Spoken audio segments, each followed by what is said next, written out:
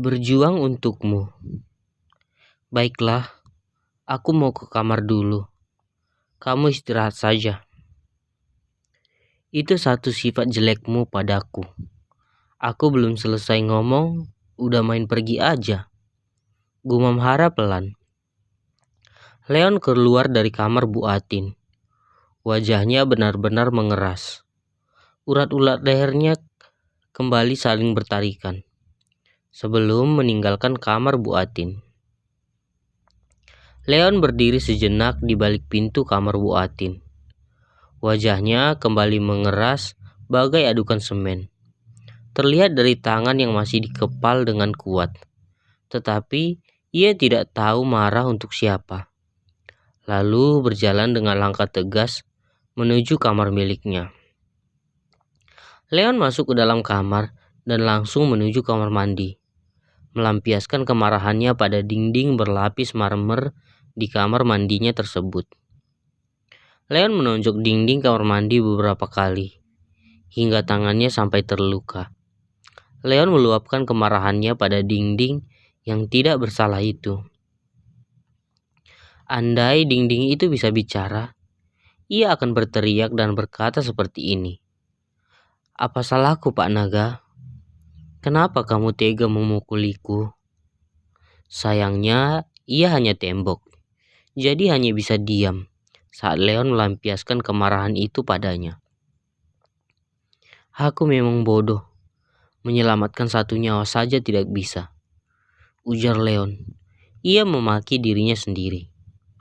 Ia duduk di lantai kamar mandi dengan tangan terluka. Leon menangis dengan pundak bergetar. Sial, aku sempat berharap akan menjadi seorang ayah, ujarnya mengusap air di ujung matanya dan beberapa kali memaki diri sendiri. Lelaki berwajah tampan itu sudah beberapa kali menangis karena Hara, tetapi selalu menyembunyikan semua kesedihannya di balik sikap dinginnya. Menyimpan rasa sedih itu dengan rapi dan menikmatinya sendirian. Leon selalu bersikap seolah-olah ia tidak merasakan apa-apa. Hal itulah yang selalu dilihat Jovita. Ia melihat Leon tidak pernah merasa sedih atas apa yang ia alami dan menganggap lelaki dewasa itu terlalu cuek untuk semua masalah. Bu Atin baru selesai diperiksa sama seseorang perawat. Di rumah Leon ada satu ruangan kesehatan yang dijaga dua orang perawat cantik, Clara dan Susan, dan salah satunya kekasih Rico yang bernama Susan, dan Clara seorang wanita yang menggilai Jidan. Namun, Jidan bersikap dingin. Sikap dingin Jidan 11-12 dengan Leon. Leon belakangan ini sudah mulai banyak berubah. Buktinya, ia sudah memperbolehkan anak buahnya memiliki kekasih. Saat Bu Atin keluar dari sana, ia melihat Leon berjalan dengan wajah mengeras lagi. Bu Atin hanya bisa menghela napas panjang. Aku yakin kamu pasti langsung menyerah, Leon. Aku tahu itu, ucap Bu Atin membatin. Ia hanya bisa menggeleng melihat sikap kaku sang majikan. Tidak boleh seperti ini terus-menerus. Aku harus melakukan sesuatu, ucap Bu Atin. Ia datang kembali ke kamarnya. Jovita sedang menonton televisi.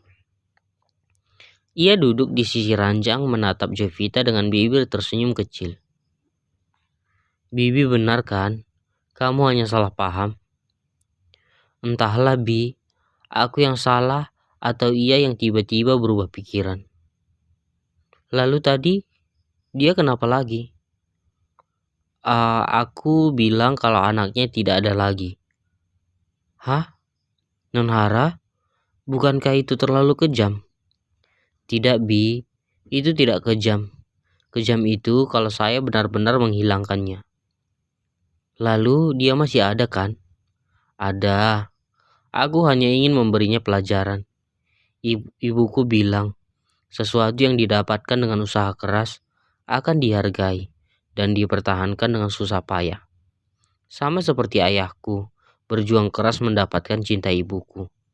Bukankah cinta harus diperjuangkan, Bi? Tapi kamu tidak akan menyakiti bayimu kan, Nak? Tidak, Bi. Dia masih ada. Apa yang aku lakukan saat ini tidak ada apa-apanya dengan apa yang dilakukan Leon padaku selama ini. Dia merenggut kesucianku, Bi. Menduduh orang tuaku penjahat. Non, Bibi pasti menganggapku gadis yang tidak tahu terima kasih. Karena Leon sudah menolongku beberapa kali. Namun aku masih bertingkah. Tetapi Bi, penderitaan yang aku alami selama ini belum cukup dengan apa yang Leon berikan padaku. Aku akan jadi manusia yang paling munafik jika aku bilang sudah memaafkan semua perbuatan Leon di masa lalu. Butuh waktu, Bi. Aku bukan malaikat yang bisa memaafkan semua dengan begitu mudah. Rasa sakit terkadang masih menyapa hatiku. Maafkan Bibi, sayang. Bibi mengerti apa yang kamu rasakan. Baiklah, mari kita beri dia sedikit pelajaran agar sikap dinginnya itu hilang. Kita lubangi hatinya. Lalu kita kasih perasaan asam agar ia merasakan perihnya luka hati. Ujar Bu Atin memposisikan dirinya di pihak Jovita. Ia ingin menjadi jembatan untuk kedua pasangan yang memiliki sikap bertolak belakang itu. Lalu apa rencanamu? Bu Atin terpaksa mendukung rencana Jovita. Ia mengerti apa yang dirasakan Jovita.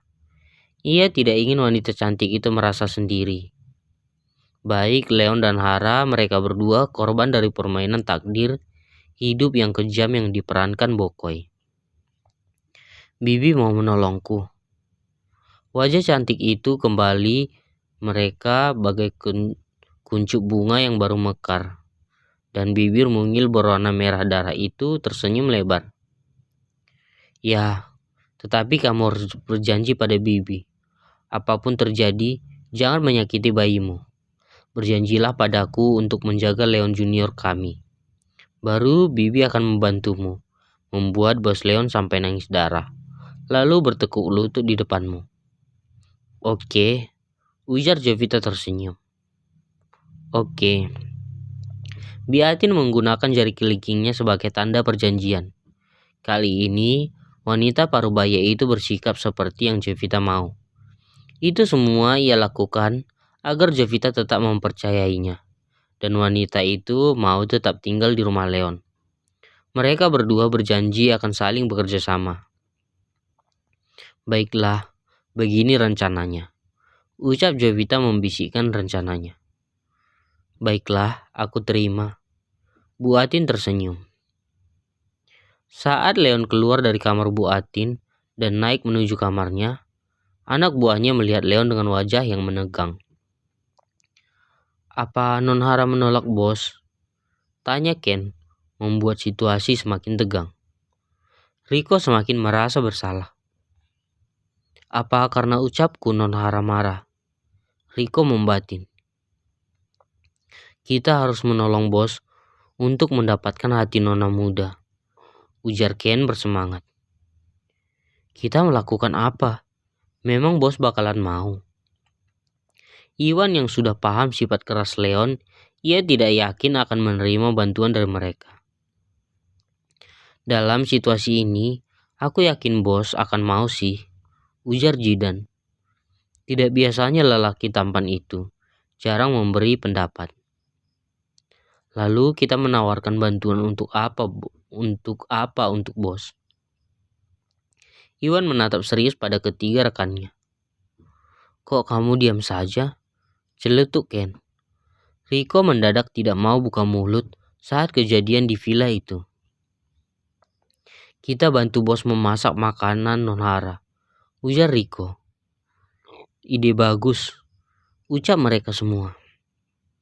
Baik, setuju. Mereka berempat kompak. Apa jadinya kalau Bos mafia dan anak buahnya membuat masakan untuk Hara? Biasa pegang senjata, tiba-tiba memegang sendok, penggorengan. Apa masakannya layak dimakan?